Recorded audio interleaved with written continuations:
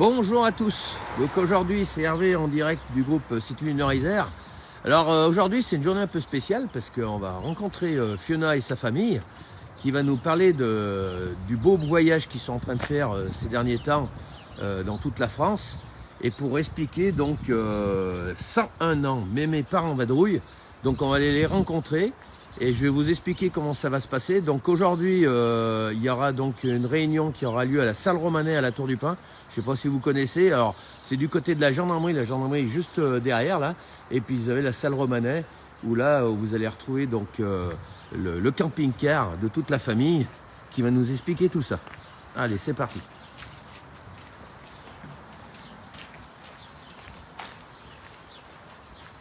Bonjour Fiona. Salut. C'est Hervé du groupe Citudinaire Isère. Donc voilà, aujourd'hui on va discuter un peu de 101 ans, mais mes parents vadrouillent. Donc explique-nous un peu ce que c'est que cette mémé qui part en vadrouille. Explique-nous. Alors ça remonte en 2017 quand on m'a annoncé que ma grand-mère en avait pour une semaine à vivre, elle avait 100 ans. Ouais. On était à 500 km de différence, elle en région parisienne et moi en Vendée. Ouais. Et je me suis dit, si j'étais à sa place, est-ce que j'aimerais mourir seule, loin de tout le monde, ou être entourée de ma famille? Donc je suis vite allée la chercher, mais il faut savoir qu'avec ma grand-mère, on n'avait pas trop de liens affectifs. Ouais. Elle est née en 1917 en Italie, dans les montagnes. Elle est arrivée en France à ses 35 ans en tant qu'émigrée, et elle était très sédentaire en région parisienne, alors que moi, j'ai toujours eu la vadrouille. J'ai voyagé avec mes parents, on a fait une quarantaine de pays. Je ne suis jamais... beaucoup de voyages. C'est ça. Je ne suis jamais allée à l'école, ce sont mes parents qui m'ont instruite d'ailleurs. D'accord. Et avec ma grand-mère, je la voyais 1 à 2 fois par an, et ça me suffisait, surtout qu'à mes 15 ans et 3 mois, elle a essayé de me marier au petit-fils de sa meilleure amie. Et quand j'ai refusé le mariage, elle m'a fermé la porte pendant plusieurs années. Oh là là. Elle avait un petit caractère. Ah, je vois et donc, quand je suis allée la chercher à ses 100 ans, elle m'a regardée et elle m'a dit « Ma, c'est la vieille moche qui vient me chercher !» Tout simplement parce que pour elle, être vieille fille à 35 ans, c'était pas normal. Ah, d'accord. Et donc je l'ai descendue. En fait non, mais pour elle, puisque à l'époque quand elle est née, etc., la femme n'avait pas le droit de vote. Elle n'avait pas le droit d'utiliser l'argent. C'était soit le père, soit le mari, soit le frère. Ouais. Donc pour ma grand-mère, pour que je sois comblée, il fallait absolument que j'ai un mari, même s'il était un peu niais. C'est pas grave. Et donc quand je l'ai descendue en Vendée, ça a été un peu dur au départ, le temps de trouver nos marques tout simplement. Et c'est vraiment au bout de 6 mois à la remettre sur pied, à lui enlever un peu tous ses cachets, il lui en restait plus que 2 pour la tension, et à m'apercevoir qu'elle allait de mieux en mieux en lui faisant reprendre du poids, qu'un jour je lui ai proposé de partir en camping-car, et sa réponse m'a fait sourire parce qu'elle m'a dit « c'est quoi un camping-car ?» Et donc je lui ai expliqué que c'était une petite maison roulante mais qui pouvait l'emmener où elle voulait. Et on a fait un test de 40 jours. Mes parents, 40 jours au départ. C'est ça. Mes parents nous ont suivis parce que quand j'ai annoncé à ma petite maman que je voulais prendre ma grand-mère dans mon camping-car, elle s'est mise à hurler en disant « Quoi, ma mère? Tu vas la mettre dans ton vieux camping-car de 200 000 km qui est même pas adapté, elle est incontinente avec son fauteuil roulant. Mais tu vas faire ça comment ?»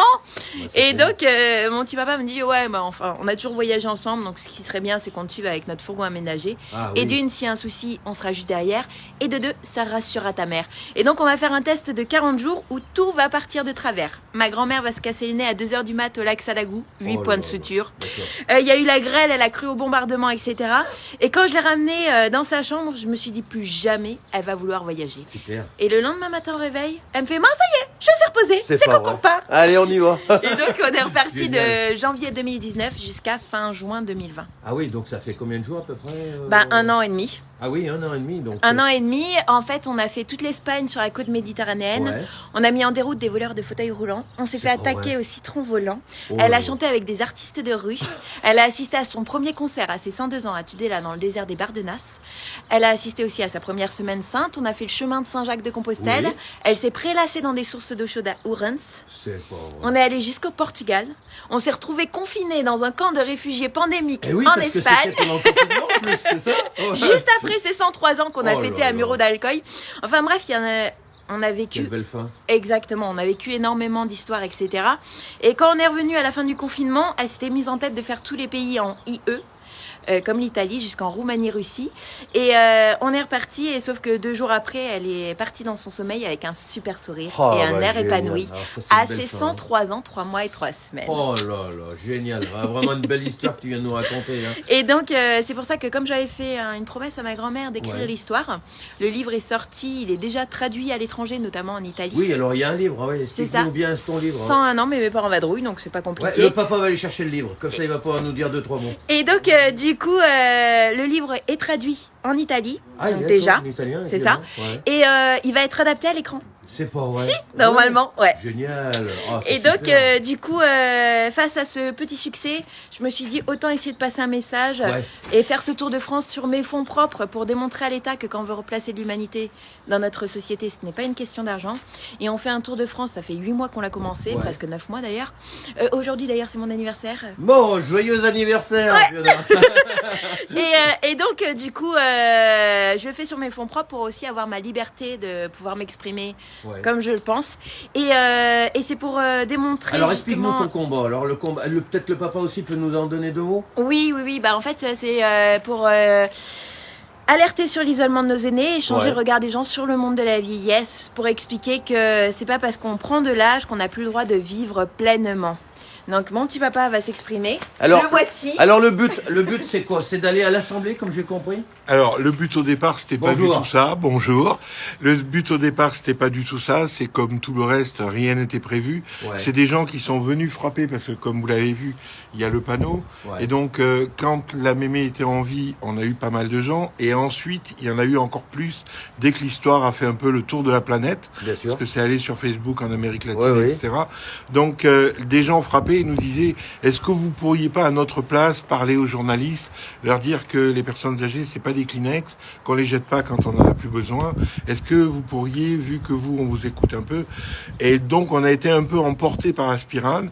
On a eu un député qui est monté dans le camping-car, puis 2, puis 3, puis 4, puis là on est une 50aine. Il y a Madame Macron qui a pris le livre et qui apparemment va nous parler aussi. Donc on a été pris dans une spirale qu'on ne maîtrise pas et qu'on n'a pas fait attention, mais on voit qu'il y a un message qui passe. Et on voit que les personnes âgées, ma fille a inventé un mot, les arthrolescents. Pourquoi? Parce qu'ils veulent croquer la vie jusqu'au bout, même avec un dentier. Donc un petit coup pour rire, mais c'est ce qu'ils veulent. Hier, quand on était par exemple à la salle, il y avait pas mal de personnes âgées. Oui, il y a des personnes âgées, oui. Voilà. Et ils étaient tout à fait d'accord que effectivement, ils voulaient vivre. Bien sûr. Il y a un député, évidemment, je citerai pas lequel, mais qui dans le camping-car me dit, il faudrait réintégrer les personnes âgées. Je dis ah bon, parce qu'on les a désintégrées.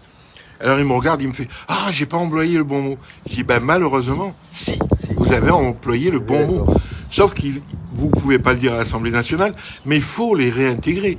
Et il faut qu'ils soient dignes de vivre, heureusement, et de mourir dignement aussi. Donc des exemples, on en a par milliers. Mais tu sais, j'ai un collègue là qui m'a parlé ce matin, que j'avais l'entretien avec vous deux, et on m'a parlé du fameux lundi de Pentecôte. Oui. Parce que tu sais, aujourd'hui, le lundi de Pentecôte, depuis donc 2004, c'est la journée de la solidarité. Oui. Où sont, et il me posait la question, parce qu'aujourd'hui, il faut savoir que cette journée, elle rapporte 3 milliards aujourd'hui. Et il faut savoir que ces 3 milliards d'euros de cette journée, la somme est destinée aux personnes âgées en perte d'autonomie et aux personnes handicapées.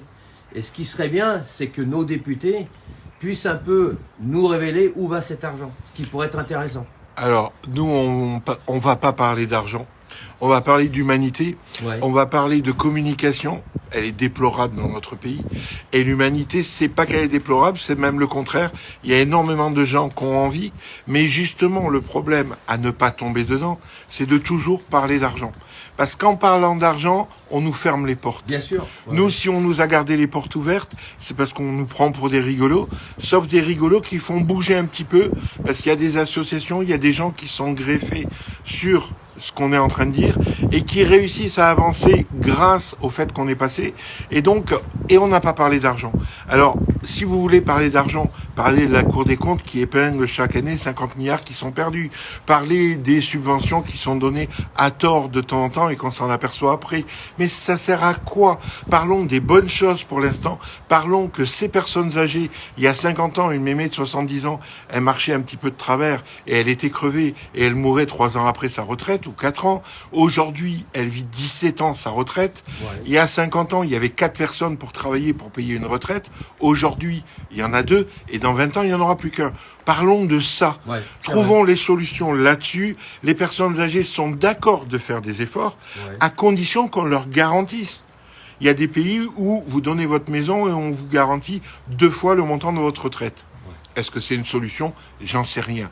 Mais on ne va pas parler d'argent, on va parler d'humanité et après ça viendra tout seul. Surtout l'humanité. Mais oui, parce que après, une fois qu'on aura commencé à discuter, une fois que les petits-enfants, les enfants et les grands-parents se seront compris, on n'aura plus de problème là-dessus. Ouais. Sauf que pour l'instant, chacun se renvoie la balle, chacun dit c'est pas moi, c'est l'autre, chacun regarde entre guillemets son petit nombril, au lieu de vouloir justement discuter tous ensemble. Ouais, bien sûr. Vous avez un grand-père qui est en train de jouer au boule avec ma fille, il a 97 ans, il est en train d'y foutre la raclée, et il y a une gentille dame qui est là derrière et qui chaque fois lui porte la chaise. Ouais.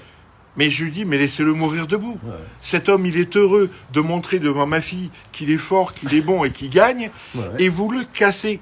Donc la surprotection, non. C'est pas... La protection, oui. La surprotection, non. Ouais. Une autre dame qui veut faire un tour en montgolfière, et ses petits-enfants qui étaient dans la salle, dit, mais mémé, il faut pas parler comme ça devant tout le monde et tout. Et tu sais bien, c'est pour ton bien qu'on veut pas que tu montes en montgolfière. Alors du coup, je me tais. Et je me dis, bon, peut-être qu'elle a des problèmes de cœur ou autre. J'en sais rien. Elle dit, ah, ça vous arrange bien ma santé. Parce que tous les ans, je viens à Nice en avion. Qu'est-ce que vous voulez répondre à ça? Ouais. Eh ben oui. Surprotection. Donc, qu'est-ce que vous voulez répondre à ça? Donc, depuis, les petits-enfants ont pris la mémé et ils l'ont mise dans une montgolfière. C'est un peu à ça. C'est un beau message que vous passez. Hein. Voilà. Vraiment, c'est quelque chose qui est important aujourd'hui. À montrer et à démontrer par rapport à tout ça. Hein, voilà. Il pleut, alors je me suis mise à Oui, mais t'as bien raison. Attends, décale-toi un peu, comme ça on pourra vous voir tous les deux. Voilà. Ça.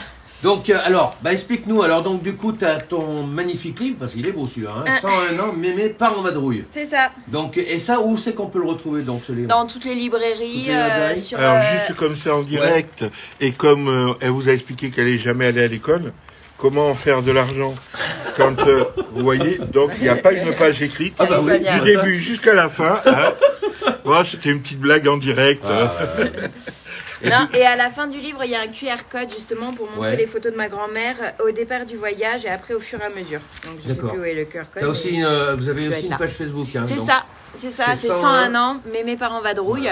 Et plus on a d'abonnés, plus on a de poids pour expliquer à l'État que c'est un sujet qui touche tout le monde. Ce qu'on fera, on mettra les liens dessous la vidéo de tout ce que tu auras à mettre. Même au niveau du livre, hein, si t'as des liens, non, au niveau... non, mais ça se trouve de partout. Ouais, on retrouve de partout. Oui, sur les plateformes, sur Internet.